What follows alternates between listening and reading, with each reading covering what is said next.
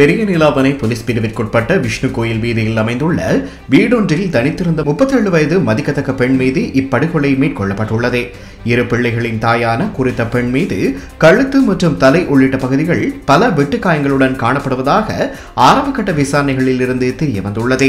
மரணமடைந்த குடும்ப பெண்ணின் கணவர் வெளிநாடு ஒன்றில் தொழில் நிமித்தமாக தங்கியுள்ளதாகவும் கொலை இடம்பெற்ற போது வீட்டில் பொருத்தப்பட்டிருந்த சிசிடிவி காணொலிகளை சேமிக்கும் கருவி கொலையாளியினால் எடுத்து செல்லப்பட்டுள்ளதாக போலீசார் தெரிவித்தனர். குறித்த கொலை தொடர்பில் கல்முனை பிராந்திய உதவி போலீஸ் அத்தியட்சகர் MK இப்னு அசார் சம்பவ இடத்திற்கு சென்று மேற்பார்வை செய்ததுடன் அம்பாறை தடயவியல் போலீசார் உட்பட பெரிய நீலாவணை போலீசார் மேலதிக விசாரணைகளை மேற்கொண்டு வருகின்றனர்.